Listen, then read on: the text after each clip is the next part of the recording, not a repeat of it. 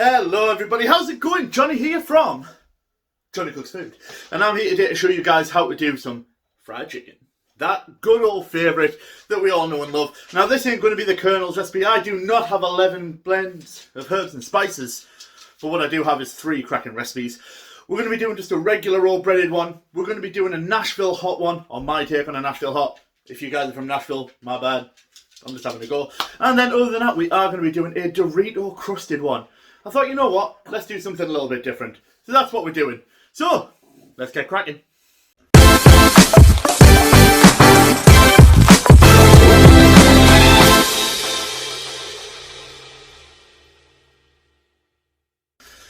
Alright everybody, just before we get started, just want to remind you all to go to Blade Masters UK. Use the code JohnnyCooks to get 10% off and you can get yourself a fine premium whetstone to make sure all of your knives are lovely and razor sharp for all of your cooking needs. So remember, Blade Masters UK, code JohnnyCooks, 10% off. Go see him now. Cheers. Okay, hey everybody, this is going to be my recipe for some banging fried chicken. We're going to be doing a couple of different dredges, different breadings, but that's all good. Let me show you what we started on. So if you remember in the butter episode, I made my own butter with some buttermilk. This is that buttermilk, fresh from the churn. Then we're just going to add in, these are 10 chicken thighs. These are boned out, deskinned. Such as that, you could leave the skin on if you wanted to. You could not use thighs, you could use breast. You could debone a whole chicken, routinely do. We're going to add the chicken thighs to the buttermilk and make sure that we give it a good mix around and a pat down. There we go. You could weigh these down if you wanted to, but me personally, I don't like to. I think it kind of compromises it a little bit, but the good thing is, whenever you're using buttermilk, the acidity in it is going to tenderise the meat, so you're going to get lovely, lovely soft chicken. But also because it is a liquid and you're essentially leaving it to soak in that liquid, it will kind of help keep it moist when you do fry, because there's nothing worse than dry fried chicken, am I right? So let's keep it nice and moist with some buttermilk brining in there. You could add salt, you could add pepper, you could add whatever you wanted to, but for me, I like to just keep it fresh and old school with plain old buttermilk. So if you were going to buy buttermilk, that's absolutely cool. You don't have to make your own butter if you're going to buy it. Just a regular old tub, 100ml, 150ml, whatever you want to use, would be absolutely perfect for this. Bring that more into view. But yeah, the important thing is you've got a lot of it all coated. This is going to go in the fridge now for maybe 6 hours, 7 hours, as long as you can put it in, would be great. Overnight would be fantastic if you fancy doing chicken in the morning and kind of keeping it to one side. But yeah, as long as you can keep it in, the better. Obviously not too long, because as I say, the acidity in there is going to break it down, but realistically guys, you're good to go. I'm probably going to come back after about 3 or 4 hours just to kind of rotate and keep things moving and kind of make sure that everything has been at least soaked in the buttermilk for some time. So that's what we're going to do. We're going to cover it with cling film, bang it in the fridge, and then we'll come back to this when we're ready to actually do our chicken. So let's go guys. This is just a simple little list of all of the ingredients that we're going to use in our fried chicken recipes. So I am going to be doing some Doritos crusted ones. I'll do a couple of those just to show you guys that you don't have to use breadcrumbs, you can use other bits. We've got some breadcrumbs in here. Now these breadcrumbs, it would be great to use panko. It would be amazing to use like a sourdough crumb or whatever, but realistically for me, I really just like the pre-made breadcrumbs. They just work well. I've gone for some golden ones and some regular ones. I'm going to season them up with a little bit of salt and pepper as well, but realistically they just make a good coating. Got some eggs, some milk. That's going to be the wet part to allow all of this to stick onto. Plain flour. We're going to be using this to dredge. There we go. Going to be using that to dredge and make sure that kind of we've got basically stuff for everything to stick to. And then we've got some spices in here. Now this is some cumin powder, coriander powder, smoked paprika and garlic powder. Gonna mix it all. That is going to go in the flour dredge to add some colour, some flavour, some seasoning, some loveliness into it all. So I'll obviously we've got our buttermilk chicken as well. I'll show you guys all that in a second. But for now, let's let's get everything ready to dredge. The Doritos couldn't be any easier. I've just added some into a food processor. I've used about half that bag. I figure that'll be fine. Then it's going to whiz up till we're ready.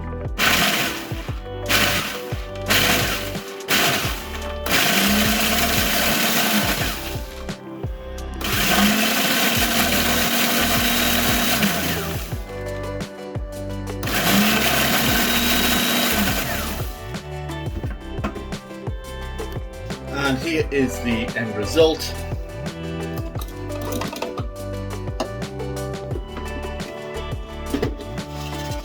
So you're not looking for like sand, you are looking for bits. Bits is what you're after. So this is the best way to go. You can do this with cornflakes as well. Cornflakes work really, really well. But we're having an experiment. But there we go, guys. Doritos ready to go. Let's get dredging.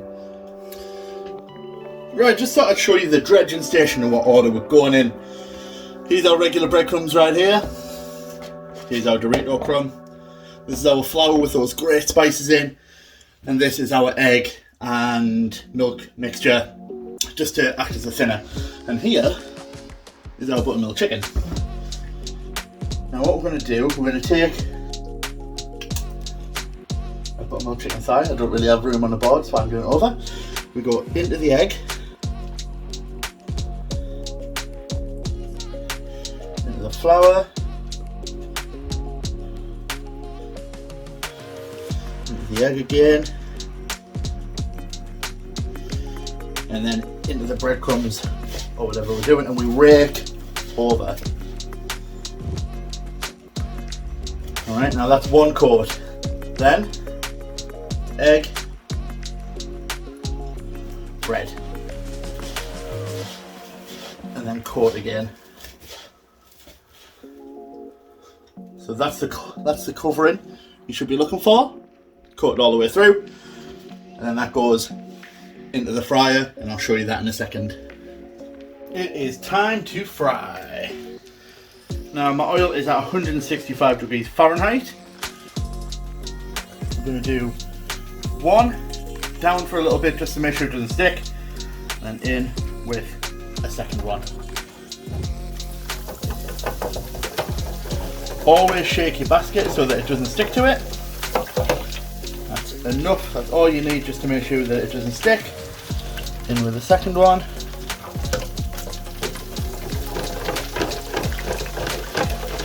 And make sure we're shaking.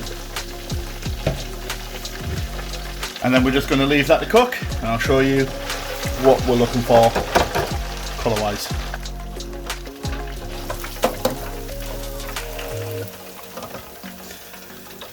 And that's the sort of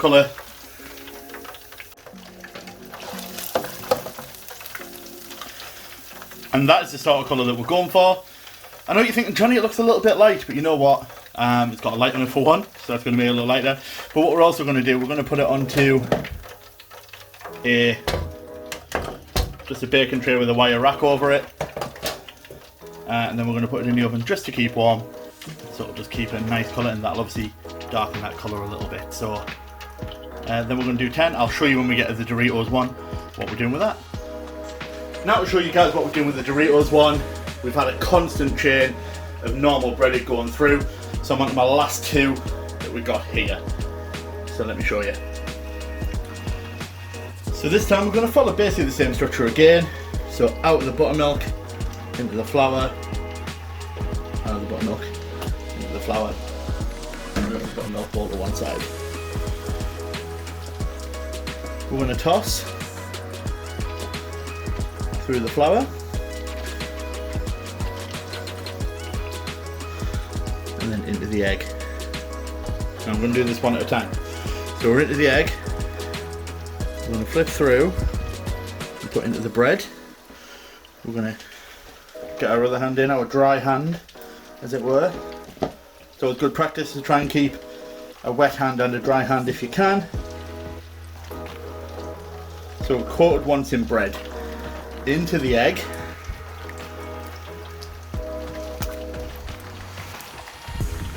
coat, and then into the Doritos. I'm going to move some stuff out of the way so you can see.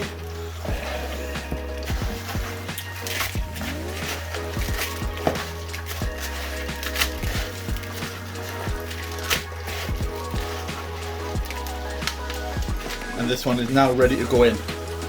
And that's what we do. It's like a double pane using different sides. Alright guys, you can probably hear the fry behind me. I'm just finishing off the last of the Doritos. Well, I've got one more Doritos chicken. I'll show you that one when it comes out the fryer. But I want to show you guys what we do to make our Nashville hot. Actually hot, because you may have noticed so far we haven't really done that. So, regular old jar. I'm going to use some oil. We're going to use a vinegar-based hot sauce. This is a Cholula brand, that's my personal favourite. You can use Tabasco, that sort of thing. But we're going to add maybe about a teaspoon or so there. Some maple syrup. Now you can use brown sugar if you don't have maple syrup, but I like it just because it's really, really sweet. Adds a nice little extra dimension. And then this is cayenne. We're going to add a load of this.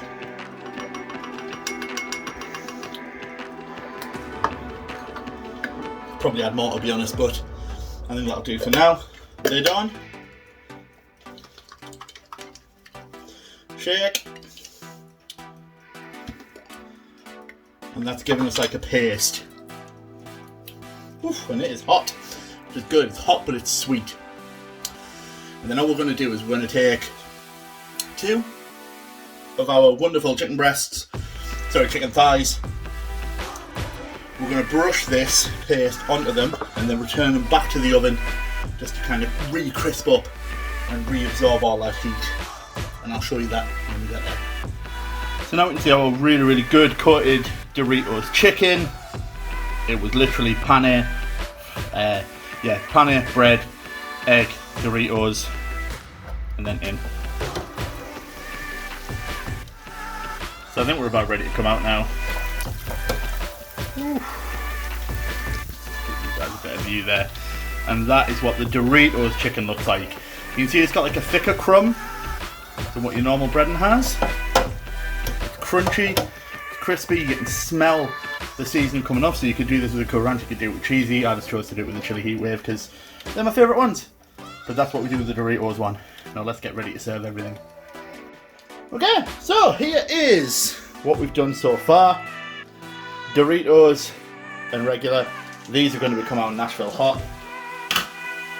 So we've got our paste. We're going to brush it on. Brush it on. Brush it on. The seasoning. Go. Seasoning on. Sorry if you guys can't hear anything in the background. My dog's decided she wants to eat as well, so yeah, I can't really stop her from eating, can I? That's it. There we go.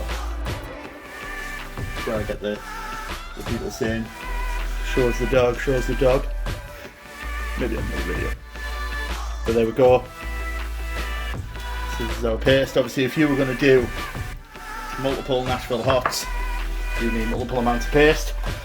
But that is now going to go back into the cooker, just to kind of let the marinade kind of set through, because obviously there's sugar in there from the maple syrup, and then we'll be ready to serve. So I thought I'd show you guys kind of the serving up that I'll be doing. So we're going to add a piece of our normal one.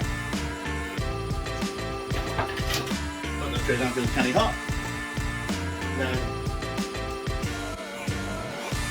our Nashville one, and finally the Doritos spice one. And then sides, you've got your classics. Gone for some lovely little carb ball over here. Just some Latz fries and some bread buns, some coleslaw, some potato salad, and just a little bit of barbecue sauce to have. Obviously this is one person's portion, this is between 3 of us. You get the idea, but yeah. Go ahead guys, make it. Oh, it's good. I'm really excited about these two. The Nashville and the Doritos. So, and there we go guys. Woo! 3 lovely little bits of chicken. And honestly, I can tell you guys, when eating them, the Doritos chicken, super, super crisp. The Nashville hot, the right blend of spicy and sweet. So please give that a go. And then just the regular fried chicken for all of you guys that love to keep it old school and traditional. You've got something there. It's class. So yes, thank you very much guys. Remember to like, share, subscribe, comment, all that good stuff. Let me know how you get on. But until next time guys, see you later.